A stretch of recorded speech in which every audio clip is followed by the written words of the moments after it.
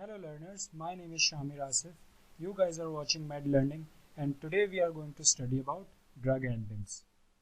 So before I start this lecture, I would ask you learners to please like, share and subscribe to Med Learning and also hit the bell icon so that you will be notified about our future videos. With that said, let's begin our lecture. So drug endings are basically the suffixes or prefixes with which different drugs end. So if we talk about a drug named paracetamol, it ends with mol and it starts with para. So the para is the prefix and mol is the suffix. So in this way, we identify drugs with different prefixes and suffixes. And this is what I'm going to talk about. So if I move to my first slide, I want to talk about the first drug, which is called beta blocker. And I'm sure you guys have heard about beta blockers if you are medical students or if you have a little knowledge about medications.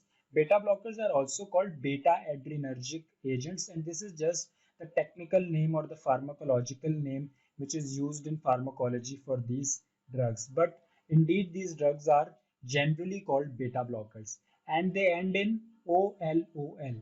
And these are one of the most easiest to remember drugs because most of the beta blockers end in OLOL. And I have stated a few examples of these drugs here. For example, acebutolol, atenolol, nandolol, metoprolol, and propranolol. And these drugs are usually used to reduce our blood pressure. We are not going to talk about the pharmacodynamics or the pharmacokinetics of these drugs, but I'm just going to help you guys to remember the endings or the start or the prefixes of these drugs. If I move to my next slide, I want to talk about the second type of drugs. These are called the ACE inhibitors. And ACE inhibitors are generally the type of drugs which are used to treat high blood pressure. And ACE is just an acronym for angiotensin converting enzyme. And this is an enzyme which is present in the lungs and it converts the angiotensinogen to angiotensin 2. We are not going to talk about the pharmacology of these drugs. We are just going to talk about the endings. Okay. So these drugs end in PRIL, PRIL. And this is true for almost all of these drugs except for a few. I'm not going to mention those, but the drugs that you should remember are these: lisinopril, enalapril, quinopril, ramipril. And these drugs usually end with PRIL. This is what you should remember and try to always remember that these drugs end with PRIL. If I move to my next slide, I would like to talk about the next type of drugs or the next type class of drugs that we have, and these are angiotensin receptor blockers. Angiotensin receptor blockers are drugs which end with SARTANS. And remember, these are the suffixes of these drugs. Suffixes are basically the ending alphabets of a drug.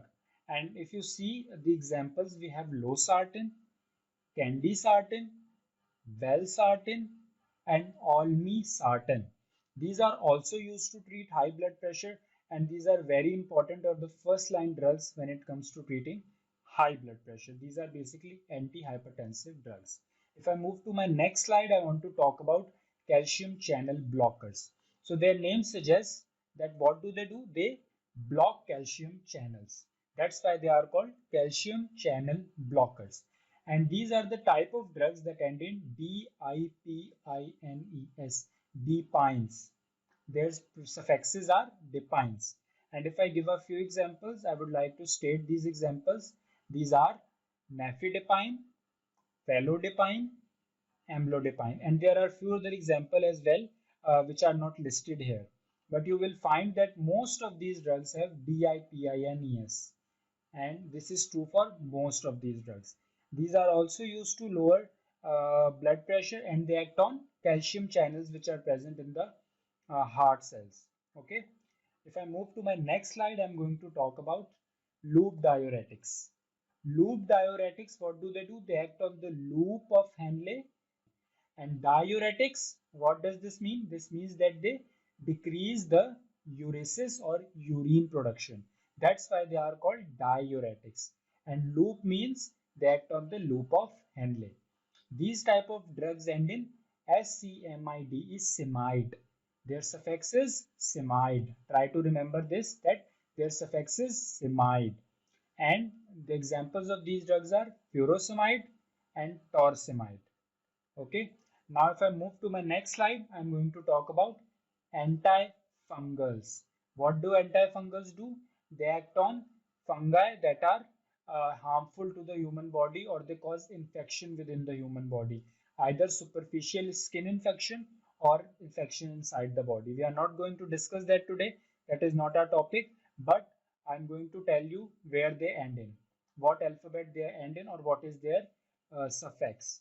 These type of drugs end in VIR. What do they end in? They end in VIR. These are fungicidal or fungistatic drugs. This means that they act against fungi. And their examples are acyclovir, valganciclovir, and cidoclovir. So if I move to my next slide, I want to talk about benzodiazepines. Benzodiazepines. Benzodiazepines are drugs that act on the central nervous system. And these drugs are usually used to treat anxiety and insomnia and various other conditions.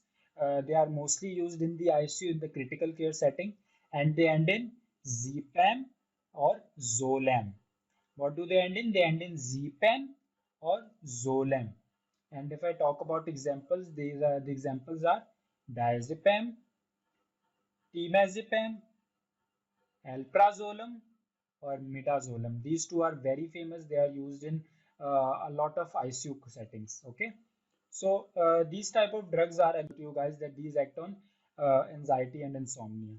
If I move to the next slide, I'm going to talk about analgesics. What do the analgesics do? Everyone knows analgesics are used to treat pain.